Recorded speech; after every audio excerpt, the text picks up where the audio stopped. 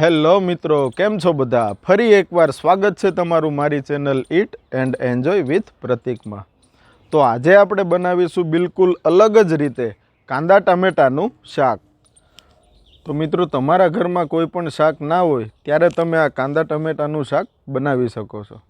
તમે કાંદા ટમેટાનું શાક તો જોયું જ હશે, પણ આપણે આજે એકદમ અલગ જ ટેસ્ટમાં ગ્રેવીવાળું શાક બનાવવાનું છે. તો મિત્રો, તમને આ મારી રેસીપી પસંદ આવે તો મારી ચેનલને લાઇક, શેર અને સબસ્ક્રાઈબ કરવાનું ના ભૂલશો.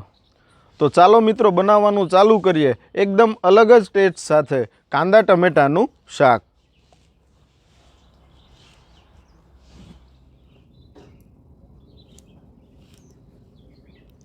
તો મિત્રો, કાંદા ટમેટાનું શાક બનાવવા માટે મેં કાંદા લીધા છે, ટમેટાં, એક ગાંઠિયો લસણ, મરચાં, એક ટુકડો આદુ.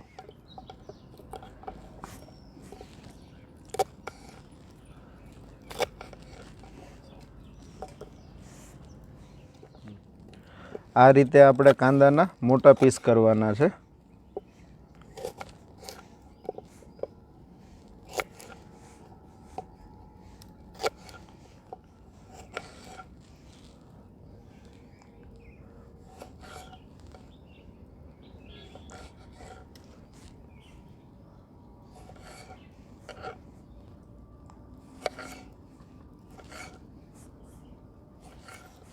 ટમેટાને પણ આપણે આ રીતે મોટા ટુકડા કરવાના છે. હવે આપણે કડાઈ મૂકીને 2 ચમચા તેલ નાખશું.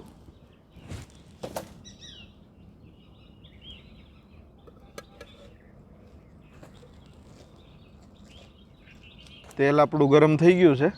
હવે આપણે કાંદા ટમેટાને ફ્રાય કરી લઈએ.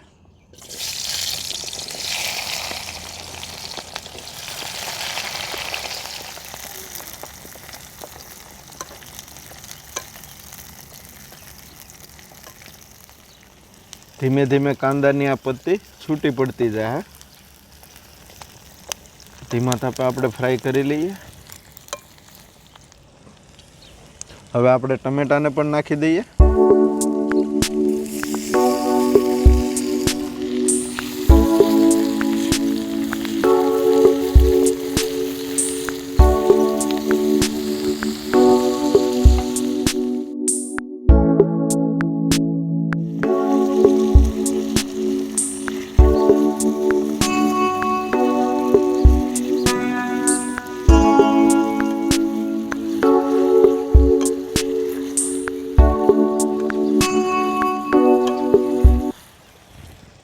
આપણી ડુંગળી આ ફ્રાય થઈ ગઈ છે.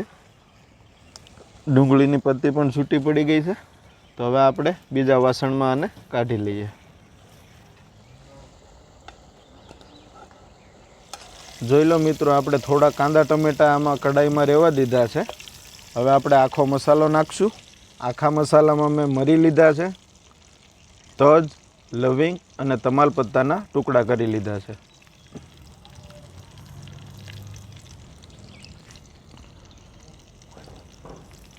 આદુ, લસણ, આને આપણે ફ્રાય કરી નાખશું.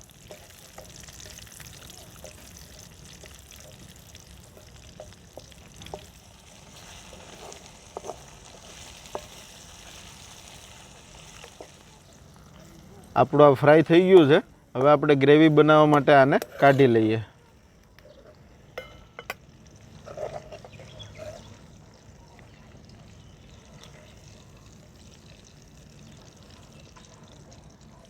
મિત્રો, આખો મસાલો અને કાંદા ટમેટાનું આપણે આ મિક્સરમાં ગ્રેવી તૈયાર કરી લીધું છે. તો મિત્રો, 1 ચમચો તેલ નાખીને આપણે હવે શાકનો વઘાર કરશું.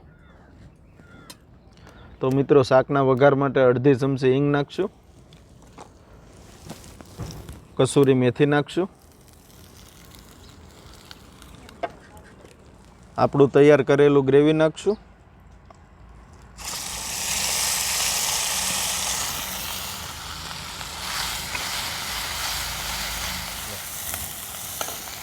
હવે આપણે થોડુંક પાણી નાખશું અને 1 ચમચી મરચું, અડધી ચમચી હળદર, 1 ચમચી ધાણા જીરું, સ્વાદ પ્રમાણે મીઠું. હવે મસાલો આપણે આને મિક્સ કરી લઈએ.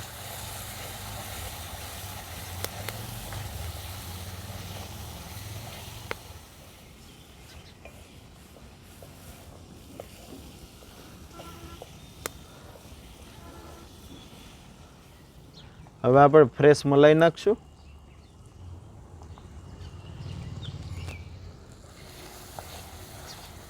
પહેલા 2 મરચાં નાખશું. હવે આપણા ફ્રાય કરેલા કાંદા ટમેટા નાખશું. હવે આપણે અડધી ચમચી ગરમ મસાલો નાખશું.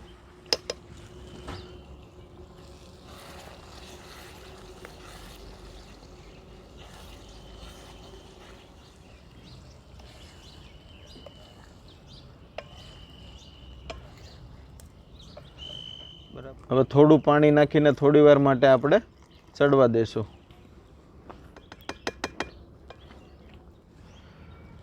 હવે આપણે ઢાંકીને 2 થી 3 મિનિટ માટે ચડવા દેશું.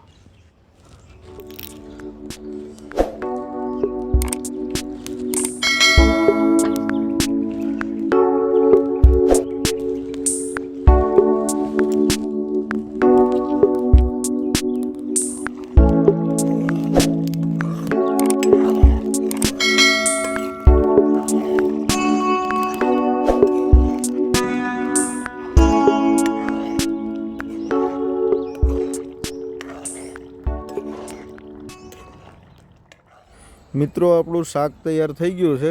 હવે ઉપરથી લીલા ધાણા નાખીને સર્વ કરીએ.